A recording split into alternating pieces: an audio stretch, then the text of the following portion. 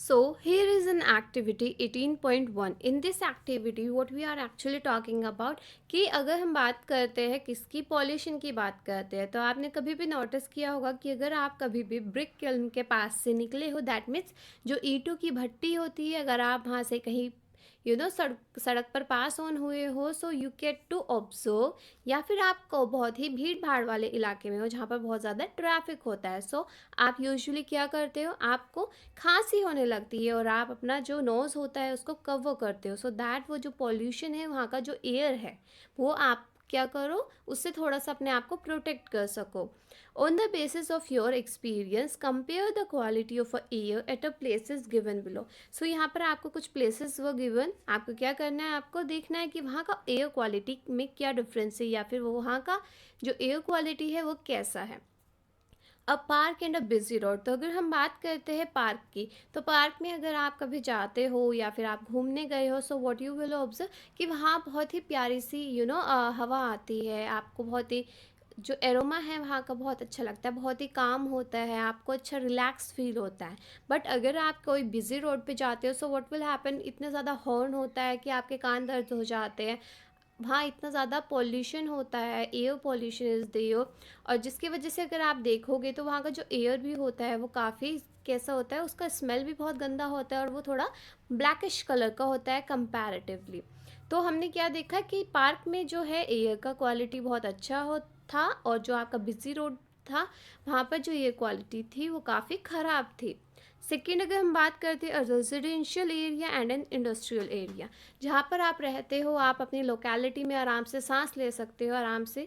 आप without any problem breathe इन breathe out कर सकते हो. बट अगर आप कोई इंडस्ट्री के एरिया में जाते हो, जैसे अगर आप कभी शुगर केन की फैक्ट्री के आसपास गए होगे, तो वहाँ पर सांस लेना भी बहुत मुश्किल हो जाता है, इतना गंदा स्मेल आता है कि it is very hard for us to breathe. तो here also what we actually observe कि जो रेजिडेंशियल एरिया था वहाँ का एयर क्वालिटी काफ़ी अच्छा था, और जो इंडस्ट्रियल एरिया था वहाँ का एयर क्वालिटी काफ़ी ख़राब था.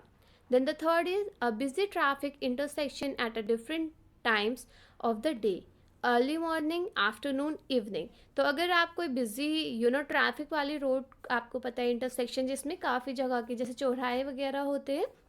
तो आप वहाँ पे क्या ऑब्जर्व करोगे, अगर आप अलग अलग टाइम पे वहाँ ऑब्जर्व करते हो, so you will get to know कि अर्ली मॉर्निंग जो होता है, बेसिकली अगर हम 5 o'clock या 6 या फिर 7 तक बात करते हैं, तो ज़्यादातर जो ट्रैफिक है वो इतना ज़्यादा नहीं होता है. बट 9 to 10 या फिर 9 to 11 जो है वो बिकॉज ऑफिस टाइम होता है, तो यूजुअली उस टाइम पर ट्रैफिक काफ़ी होता है. और जो लेट नाइट है, लेट नाइट पर ट्रैफिक कम हो जाता है. तो कंपैरेटिवली जब आप वहाँ पर अगर वहाँ से निकलते हो, so you will get to know कि जब बहुत ज़्यादा ट्रैफिक होता है तो वहाँ का जो एयर होता है वो इतना ही ज़्यादा ख़राब हो जाता है, आपको खांसी होने लगती है ट्रैफिक की वजह से, क्योंकि जब जाम में हम फंस जाते हैं, so what will happen, it will be very hard for us to sustain in that particular situation. तो वहाँ पर रहना हमारे लिए काफ़ी मुश्किल हो जाता है, और हमें चाहिए कि हम जल्दी से वो ट्रैफिक ख़त्म हो और जल्दी से अपने घर जा सके या फिर जहाँ पर भी हमें जाना होता है.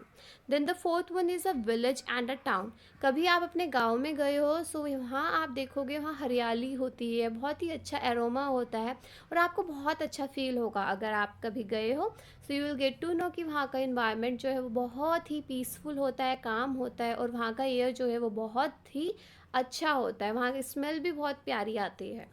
बल्कि अगर हम टाउन की बात करते हैं, कोई भी मेट्रो टाउन अगर हम बात करते हैं, इट कुड बी अ कोलकाता, मुंबई हो गया, दिल्ली हो गया, गाज़ियाबाद हो गया, नोएडा इज़ देयर. तो यूजुअली अगर हम इस तरह के एरियाज़ की बात करते हैं जहाँ पर पॉपुलेशन भी ज़्यादा है, तो व्हाट वी एक्चुअली ऑब्जर्व कि वहाँ पर बिकॉज इस एरियाज़ में कार बहुत ज़्यादा है, तो सब अपने यूजुअली क्या करते हैं, अपने ट्रांसपोर्ट से जाना पसंद करते हैं, जिसकी वजह से वहाँ पॉल्यूशन बहुत ज़्यादा हो जाता है और हमारा एयर का जो क्वालिटी है वो ख़राब हो जाता है. Now on your observation in the above activity could be the difference in the amount of the smoke in a atmosphere. तो इस एक्टिविटी से हमने बेसिकली क्या पता किया है कि जो हमारा इन्वायरमेंट है, जो हमारा एटमॉस्फेयर है, उसमें जो हमारा स्मोक का अमाउंट है वो वेरी करता है. मतलब किसी जगह एयर बहुत अच्छा हो जाता है, कहीं कहीं पर पॉल्यूशन जो है एयर के अंदर कुछ ऐसे गैसेस आ जाती है या फिर ऐसे कॉन्स्टिट्यूएंट पार्टिकल्स आ जाते हैं, जिसकी वजह से बहुत ही मुश्किल हो जाता है कि हम उस एयर के अंदर सर्वाइव कर सकें। Do you know where the smoke could have come from? अब क्या आप ये जानते हो कि अगर हमने नोटिस क्या किया, जितना भी जो भीड़ भाड़ का इलाका है, तो वहाँ पर क्या है, वहाँ पर स्मोक फॉर्म हो रहा है, स्मोक का अमाउंट ज़्यादा है। तो बेसिकली ये जो स्मोक है ये आया कहाँ से है? Addition to such substance to the atmosphere modifies it. When air is contaminated by the unwanted substance which have a harmful effect on both the living and non-living thing. So basically अगर हम बात करें what is air pollution, so we can conclude कि जब क्या होता है, कोई भी unwanted या contaminated substance हमारे इन्वायरमेंट के, हमारे एयर के साथ मिक्सअप हो जाते हैं, सो व्हाट विल हैपन कि उसका हार्मफुल इफेक्ट जो हम लोगों पर पड़ता है, it could be a living thing और non living thing, so what will happen that will be consider as the air pollution. जैसे आप देखते हो कि ट्रैफिक में क्या होता है, गैस निकलती है बेसिकली, जो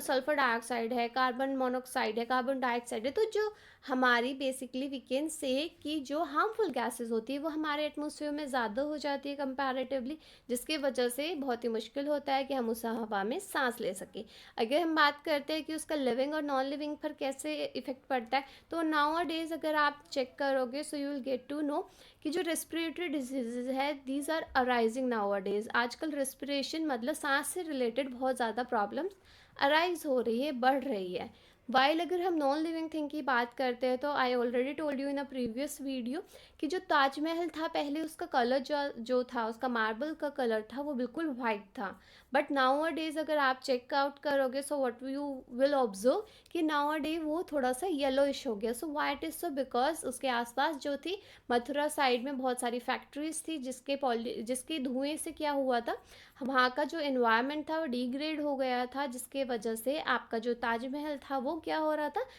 कहीं ना कहीं डिग्रेड हो रहा था। तो उसकी वजह से काफ़ी सारे एक्शंस भी लिए गए